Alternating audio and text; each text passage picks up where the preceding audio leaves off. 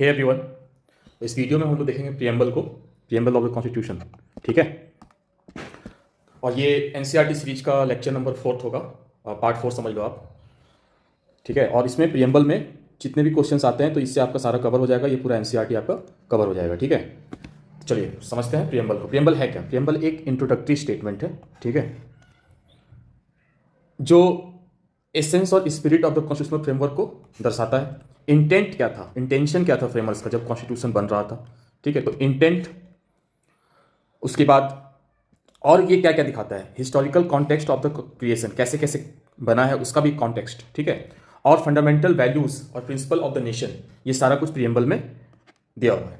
ठीक है, तो एक तरह से अब देखा जाए तो प्रियम्बल हुआ क्या? प्रियम्बल एक डॉक्यूमेंट हुआ, ठीक है, जिस डॉक्यूमेंट में एक इंट्रोडक्टरी डॉक्यूमेंट हुआ, ठीक है, which contains essence and spirit of the constitutional framework, intentions of framers, historical context of its creation, fundamental values, principle of the nation. Right, चलो, ये जो प्रियम्बल है हमारा आज का, ये प्रियम्बल बना कहाँ से है, कैसे आया है? तो जो इसका जो फाउंडेशन है, वो फाउंडेशन है ऑब्जेक्टिव रिजोल्यूशन जो पास किया गया था जवाहरलाल नेहरू जी के द्वारा 13 दिसंबर 1946 को।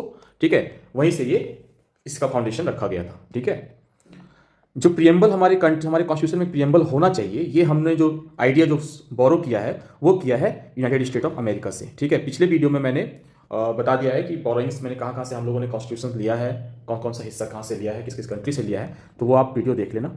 ठीक है, जो प्रियम्बल का जो लैंग्वेज होगा वो हम लोगों ने लिया है ऑस्ट्रेलिया से, तो ये सारा पिछले वीडियो में आपका बताया हुआ है। ठीक है, चलो, और जो प्रियम्बल का जो इनिशियल ड्राफ्ट था ना, इनिशियल ड्राफ्ट वो जो तैयार किया गया था वो किया गया था बी एन राव के द्वारा। बी एन राव जी जो थे ये कॉन्स्टिट्यूशनल एडवाइजर थे कॉन्स्टिट्यूएंट असेंबली के। ठीक है, चलो, प्रियम्बल के बारे में बहुत लोगों ने बहुत अलग अलग बात कही है, जैसे कि प्रियम्बल को identity card of the constitution कहा है एन ए पालखीवाला जी ने, फ्यूचर एंड बर्थ सर्टिफिकेट कहा है के एम मुंशी ने। ठीक है, उसके बाद और भी बहुत लोगों ने बहुत बातें कही है, जो इंपॉर्टेंट था मैंने वो बता दिया। चलो, ये है आपका प्रियम्बल का टेक्स्ट, आप पहले इसको देखो, इसको पढ़ो, इसमें जो टेक्स्ट है ना उसके बारे में हम लोग आगे डील करेंगे, पहले आप इसको समझो प्रियम्बल में है क्या है। तो प्रियम्बल में क्या है, we the people of India, ठीक है, having solemnly resolved to constitute India into a sovereign socialist secular democratic republic and to secure to all its citizens justice, justice किस किस चीज़ में मिलेगा, सोशल, ठीक है, social, economic and political, liberty of thought, expression, belief, faith and worship, equality of status and opportunity and to promote among them all. ठीक है, और fraternity assuring the dignity, देखो इस टर्म को ध्यान दो, dignity of the individual and unity and integrity of the nation. ठीक है, in our constituent assembly this 26th day of November 1949 do hereby adopt, enact and give to ourselves this constitution। अब मैंने ये क्यों पढ़ा, ये मैं क्यों बता रहा हूं, क्योंकि अभी जो हम लोग आगे डील करेंगे ना इसके टर्म्स को, तो समझ में आएगा कि ये है क्या। ठीक है, तो देखो इसका इंपॉर्टेंट टर्म्स पहले देखो आप। तो we the people of India, हम लोग खुद को कॉन्स्टिट्यूशन दे रहे हैं ना। ठीक है, इसका मतलब अथॉरिटी जो है, ओरिजिन है इसका, ओरिजिन का, वो पीपल ऑफ इंडिया के पास है। ठीक है, स्टेट का कैरेक्टर कैसा होना चाहिए, सॉवरेन, जैसे लिखा हुआ है ना, sovereign, socialist, secular, democratic, republic, तो sovereign, socialist, secular, democratic and republic, ये स्टेट का कैरेक्टर है। कॉन्स्टिट्यूशनल एम्स क्या है, आखिर जो कॉन्स्टिट्यूशन हमारा बना है उसका एम क्या है, क्या अचीव करना है हमें? हमें करना है जस्टिस अचीव, हमें करना है लिबर्टी को, इक्वालिटी को, फ्रेटर्निटी को, यूनिटी को और इंटीग्रिटी को। ठीक है, उसके बाद देखो, और उसके बाद लास्ट में क्या है, डेट ऑफ एडॉप्शन, हम लोगों ने अपने आप को ये कब दिया, तो we adopted this constitution on 26 November 1949। ठीक है, तो ये था इंपॉर्टेंट टर्म्स जो प्रियम्बल में हमारा मेंशन है। अब इस टर्म्स को हम लोग एक एक करके समझेंगे। ठीक है, सबसे पहले हम लोग स्टार्ट करते हैं we the people of India.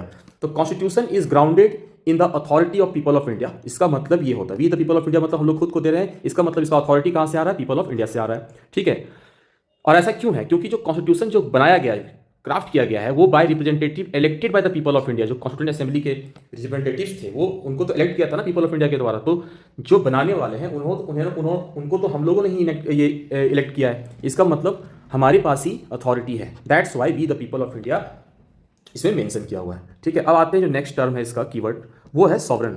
ठीक है, सॉवरेन का मतलब होता है सुप्रीमेसी, एक तरह से आप समझ लो सुप्रीमेसी। ठीक है, ये वर्ड आप ध्यान रखो। ये जो सॉवरेन टर्म है ये ओरिजिनेट हुआ है आयरलैंड के कॉन्स्टिट्यूशन में। ठीक है, वहां से ओरिजिनेट हुआ है।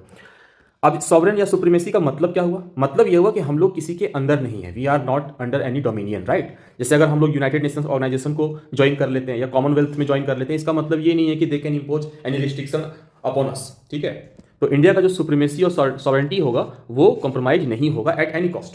तो ये सॉवरेन का मतलब हो गया। अब जो अगला टर्म है वो है सोशलिस्ट। सोशलिस्ट का मतलब क्या है कि आइडिया ऑफ सोशलिज्म। सोशलिज्म देखो है ना, सोशलिज्म ये क्या एडवोकेट, ये क्या बोलता है, ये बोलता है कि income redistribution and poverty reduction होना चाहिए। ठीक है, ये जो सोशलिज्म का आइडिया है ये बेस्ड है मेनली मार्क्सिज्म पे एंड गांधीज्म पे। बट जो इंडियन सोशलिज्म है ना वो गांधी फिलॉसफी जो सोशलिज्म है इस पे ज़्यादा लीनियंट है। ठीक है, तो हम लोग ज़्यादा गांधी फिलॉसफी को मानते हैं।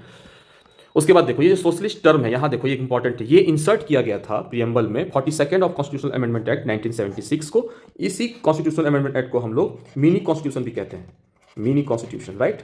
ये हो गया, तो ये सोशलिस्ट का मतलब हो गया। ठीक है, और इंडिया बिलीव करता है डेमोक्रेटिक सोशलिज्म में। डेमोक्रेटिक सोशलिज्म का मतलब है कि ये इंफोसाइज करता है मिक्स्ड इकोनॉमी। मिक्स्ड इकोनॉमी जो हम लोग कहते हैं इसका मतलब वी आर ट्राइंग टू से कि यहाँ पे पब्लिक और प्राइवेट दोनों, पब्लिक एंड प्राइवेट दोनों सेक्टर एग्जिस्ट करेंगे साथ में। ठीक है, इसको हम लोग मिक्स्ड इकोनॉमी कहते हैं और ये हमारा डेमोक्रेटिक सोशलिज्म का एक एग्जाम्पल है। ठीक है, चलो तो नेक्स्ट टर्म जो है वो है social and economic equality.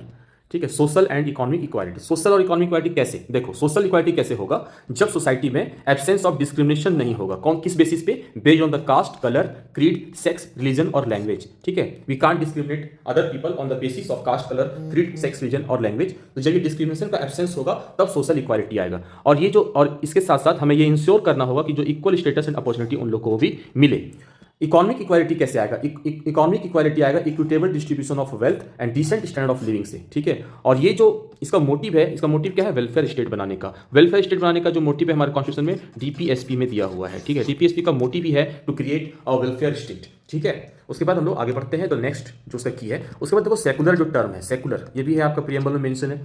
Secular का मतलब हुआ कि इक्वालिटी टू ऑल रिलीजन। ठीक है, देखो वेस्ट में या दूसरे कंट्री में क्या होता है कि वहां पे रिलीजन जो है वो अलग होता है स्टेट से, स्टेट को कोई लेना देना रिलीजन से होता नहीं है। बट इंडिया में ऐसा नहीं है, इंडिया में ऐसा है कि रिलीजन सारा इक्वल होगा। ठीक है, हम इक्वली ट्रीट करेंगे, चाहे आप किसी भी रिलीजन से हो, हिंदू हो, मुस्लिम हो। तो उनका जो सेक्युलरिज्म का डेफिनेशन है वो अलग है और इंडियन सेक्युलरिज्म का डेफिनेशन वो अलग है। ये बात मैंने पिछले वीडियो में बता रखा है, आप वो भी वीडियो देख सकते हो। ठीक है, उसके बाद देखो आप सेक्युलरिज्म को प्रमोट कैसे करेंगे हम लोग, इक्वालिटी ऑफ ऑल रिलीजन को। तो ये फ्रीडम ऑफ रिलीजन आर्टिकल 25 से 28 जो फंडामेंटल राइट्स का हिस्सा है इसमें ये मेंशन है ऑलरेडी। इसका मतलब there is equality of all religion. ठीक है, ये जो सेक्युलर टर्म है ये भी 42nd कॉन्स्टिट्यूशनल अमेंडमेंट एक्ट 1976 से ही आया है। ठीक है, सेक्युलरिज्म जो है वो एक integral part of constitutional basic structure है, ये बात बोला गया था SR Bommai case versus union of India वाले केस में। ठीक है, उसके बाद नेक्स्ट टर्म हम लोग आगे बढ़ते हैं वो है डेमोक्रेटिक। डेमोक्रेटिक का मतलब देखो हम लोगों ने क्या क्या देखा है प्रीएम्बल में, there is we the people, we the people mention है ना, वी द पीपल, और लास्ट में क्या होता है कि गिव आवरसेल्फ दिस कॉन्स्टिट्यूशन, जो हम लोगों ने खुद को कॉन्स्टिट्यूशन दिया है। इसका मतलब क्या है कि यही तो डेमोक्रेटिक स्पिरिट को शो करता है। ठीक है, हमने खुद के लिए कॉन्स्टिट्यूशन बनाया है। ठीक है, तो कॉन्स्टिट्यूशन जो है वो for the people by the people है, that is what something which denotes democratic spirit of the constitution, right. तो ये डेमोक्रेटिक है। और डेमोक्रेटिक को कैसे हम लोग और दिखा सकते हैं, जस्टिफाई कर सकते हैं, वो ऐसे कि इलेक्शन होगा। इलेक्शन कैसे होगा, यूनिवर्सल एडल्ट फ्रेंचाइज के बेसिस पे होगा। जो भी 18 साल से ऊपर है वो सारे इलेक्शन में पार्टिसिपेट कर सकते हैं, वो वोट दे सकते हैं। ठीक है, उसके लिए कोई अलग से क्वालिटी नहीं चाहिए, सिर्फ एक ये क्वालिटी चाहिए कि 18 ईयर्स ऑफ एज और उसके अबव होना चाहिए। ठीक है, तो आप वोट कर सकते हो। यहाँ पे कोई ऐसा नहीं है कि आपके पास ज़्यादा संपत्ति है, ठीक है, ज़्यादा आप हाईली एजुकेटेड हो, तो ये सब क्राइटेरिया है नहीं। तो इससे पता चलता है कि हाईली डेमोक्रेटिक। अब देखो डेमोक्रेसी का ना कुछ कुछ टाइप्स होता है, फॉर्म्स होता है। जैसे देखो एक होता है डायरेक्ट डेमोक्रेसी, ठीक है, डायरेक्ट डेमोक्रेसी, और एक होता है इनडायरेक्ट डेमोक्रेसी। ठीक है, डायरेक्ट में क्या होता है कि पब्लिक जो है वो डायरेक्टली पार्टिसिपेट करते हैं थ्रू डेमोक्रेटिक टूल्स के द्वारा, जैसे कि स्विट्जरलैंड में, मैं आगे बताता हूं कैसे। और इनडायरेक्ट में क्या है, इलेक्टेड रिप्रेजेंटेटिव के पास पावर होगा जिसे वहां के लोगों ने वोट देके इलेक्ट करके उन्हें बनाया है। ठीक है, और इसीलिए चूंकि यहां पर रिप्रेजेंटेटिव्स के पास पावर होता है, that's why indirect democracy is also known as representative democracy, right. तो ये भी आप ध्यान में रखोगे।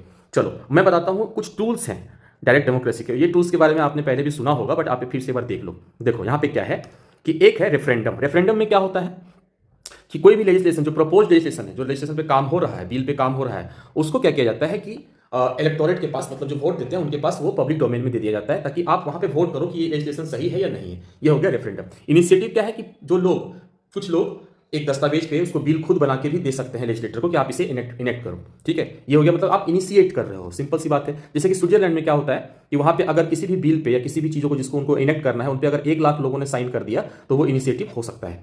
ठीक है, उसके बाद रिकॉल में क्या है, रिकॉल में है कि voters can remove a representative or an officer before the expiry of his or her term. ठीक है, ये तो रिकॉल हो गया। और प्लेबिसाइट क्या है, प्लेबिसाइट का मतलब होता है कि इशू देखो, opinion of people on any issue of public importance, कोई भी एक, मान लो पब्लिक इंपॉर्टेंस का कोई इशू है, उसको आप पब्लिक डोमेन में रख दो, उस पर ओपिनियन ले लो, ये प्लेबिसाइट है। ये जो चारों टूल्स हैं ना, ये डायरेक्ट डेमोक्रेसी के टूल्स हैं, और ये स्विट्जरलैंड में डायरेक्ट डेमोक्रेसी तो है। ठीक है, तो आपको सुन के तो बड़ा अच्छा लग रहा होगा, लेकिन उनका पॉपुलेशन भी वैसा उतना है नहीं, और इंडिया में ये पॉसिबल नहीं है। जो इंडिया में जो है, यहाँ पे देखो, यहाँ पे हमारे पास क्या है, इनडायरेक्ट डेमोक्रेसी है। इनडायरेक्ट डेमोक्रेसी भी दो टाइप का होता है, एक पार्लियामेंट्री फॉर्म है और एक प्रेसिडेंशियल फॉर्म है। प्रेसिडेंशियल फॉर्म है जो यूनाइटेड स्टेट्स में है, और पार्लियामेंट्री फॉर्म है जो हमारे इंडिया में है। ठीक है, आप देखो यहाँ पे मैंने एक इमेज लगा रखा हूँ, ये आप इसे देखो डायरेक्ट कैसे कैसे होता है। देखो डायरेक्ट डेमोक्रेसी में क्या हो रहा है, लॉज और रूल्स जो है वो वोटिंग पीपल कर रहे हैं, वो बना रहे हैं डायरेक्टली। लेकिन रिप्रेजेंटेटिव और इनडायरेक्ट डेमोक्रेसी में क्या होता है कि कोई भी लॉज एंड रूल्स रिप्रेजेंटेटिव जो इलेक्टेड होंगे वोटर्स के द्वारा ये बनाएंगे। मतलब पहले आप इन्हें इलेक्ट करते हो, ये पार्लियामेंट में बैठते हैं, फिर वहाँ से ये बनता है। यहाँ पे नहीं, यहाँ पे पीपल खुद चाहे तो इनिशिएट कर सकता है। मैंने बताया कि 1 लाख लोग, अगर स्विट्जरलैंड में अगर 1 लाख लोग किसी भी डॉक्यूमेंट पे साइन करते हैं तो उसे इनेक्ट करने के लिए आगे दिया जा सकता है। इसको बोलते हैं इनिशिएटिव। ठीक है, इनिशिएटिव। और अगर किसी भी चीज़ को अगर हटाना हो, उनको कोई बिल को इनेक्टमेंट से उनको हटाना हो, तो वो 50,000 अगर साइन हो गया, ठीक है, तो वो हटा सकते हैं। तो ये आप देख लो। ठीक है, तो ये हो गया डेमोक्रेसी। अब आते हैं कि प्रियम्बल में कुछ कुछ वैल्यूज़ हैं। ठीक है, आप उसे पढ़ते हैं। जैसे कि पहला जो है हमारा है वो जस्टिस।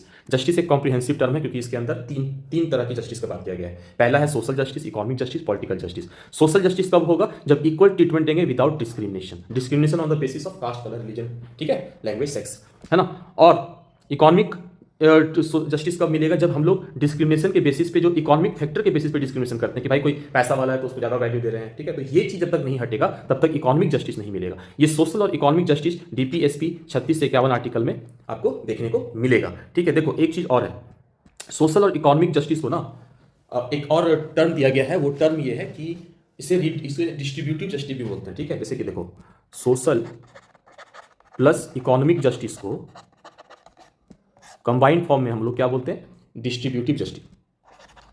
डिस्ट्रीब्यूटिव जस्टिस, ठीक है, डिस्ट्रीब्यूटिव जस्टिस। और ये कहाँ से लिया गया, ये इंस्पायर्ड है आपका रशियन रिवॉल्यूशन से। ठीक है, रशियन रिवॉल्यूशन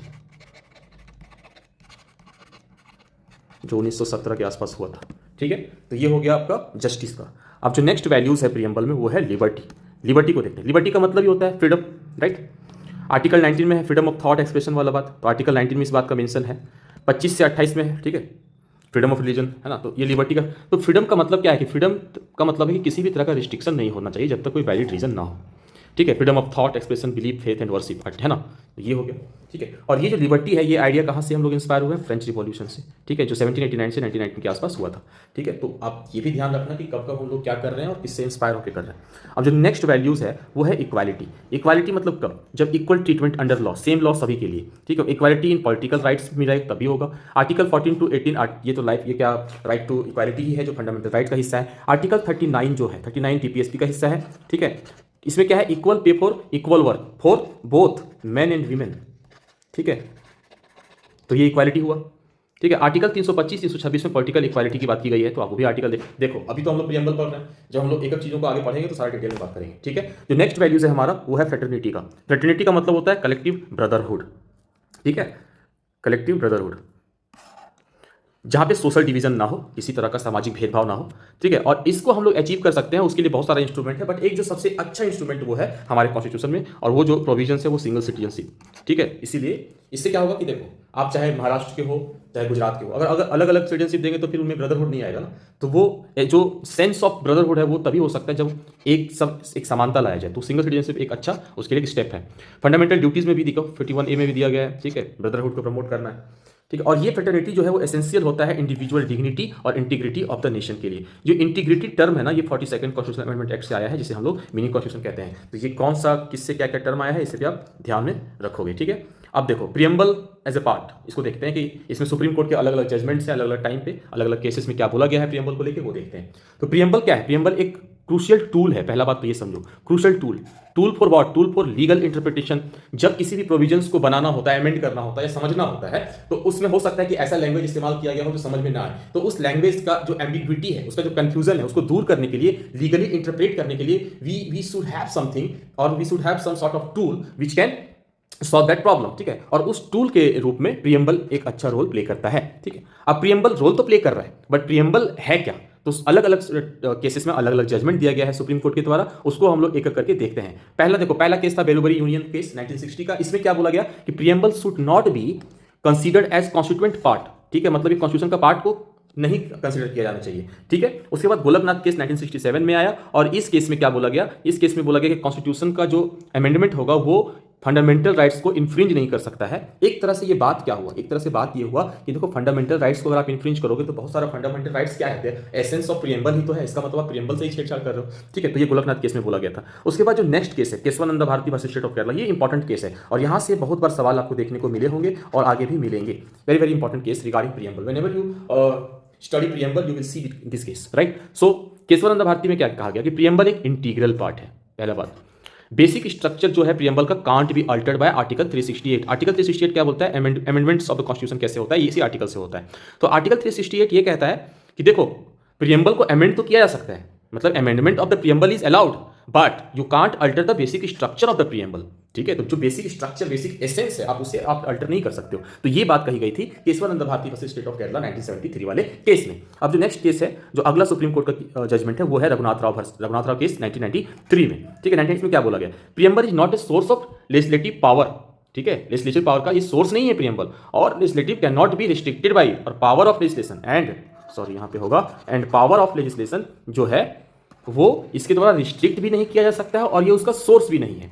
हाँ, ये एक वैल्यूबल डॉक्यूमेंट है जिससे हम लोग इंटरप्रेट कर सकते हैं एम्बिगुअस प्रोविजंस को, जो मैंने पहले भी बात किया। तो ये रघुनाथ राव केस 1993 में सुप्रीम कोर्ट का जजमेंट था। अब हम लोग आगे बढ़ते हैं एसआर बोमाई वर्सेस यूनियन वाले केस में। इसमें फिर से वही बात बोला गया कि again an integral part of the constitution है, ठीक है। और एक लास्ट केस हम लोग देखते हैं यूनियन वर्सेस एलआईसी 1995 का। इसमें भी प्रियम्बल को एसेंशियल कंपोनेंट्स के रूप में बताया गया है, ठीक है। चलो आगे बढ़ते हैं। एक छोटा सा फैक्ट है जो मैं बता देता हूं कि देखो यूनियन ऑफ ट्रीटी किसे बोलते हैं, लिबर्टी, इक्वालिटी और फ्रेटर्निटी को यूनियन ऑफ ट्रीटी बोला जाता है। लिबर्टी, इक्वालिटी एंड फ्रेटर्निटी, ठीक है, ये सोशल डेमोक्रेसी का पार्ट है यूनियन ऑफ ट्रिनिटी। तो इसका मतलब क्या ये कहना चाह रहा है, यूनियन है मतलब एक साथ, मतलब कि not to be treated as separate item, इसे आप अलग अलग ना समझो, ठीक है, क्योंकि इसमें से कोई भी एक एब्सेंट होगा तो डेमोक्रेसी का जो हमारा पर्पस है वो विल बी डिफीटेड, ठीक है, वो पूरा नहीं होगा, वो हार जाएगा। क्योंकि देखो एक स्टेटमेंट से इसे जस्टिफाई करता हूं, without equality liberty would produce supremacy to the few over many. मान लो एक सोसाइटी में 5 लोग रहते हैं, उसमें से 2 है जो वेल्दी है या वेल टू डू है, बाकी 3 जो है वो नॉर्मल है। अगर वहां पे लिबर्टी इस लेवल का दे दिया जाए, ठीक है, सभी के लिए समान दे दे, मान लो टैक्स ही है, सबको एक जैसा टैक्स भरना, तो जो कम पैसा कमा रहे हैं उनको तो टैक्स भरना होगा, तो फिर वो तो कभी आगे बढ़ ही नहीं पाएंगे, तो दिक्कत हो जाएगी। इसीलिए देखो इक्वालिटी भी हो लिबर्टी भी हो, ठीक है, तो इक्वालिटी के साथ साथ लिबर्टी भी मिले, तो इस हिसाब से देखा जाए तो यूनियन ऑफ ट्रीटी का मतलब यही था जो इसमें बोला गया है, ठीक है। अब हम लोग थोड़ा समराइज करते हैं चीजों को कि हम लोगों ने क्या क्या देखा। देखो सबसे पहला बात कि प्रियम्बल ऑब्जेक्टिव रिजोल्यूशन 13 दिसंबर 1946 बाय जेएल नेहरू, जवाहरलाल नेहरू द्वारा किया गया था, उसी पे बेस्ड है ये प्रियम्बल।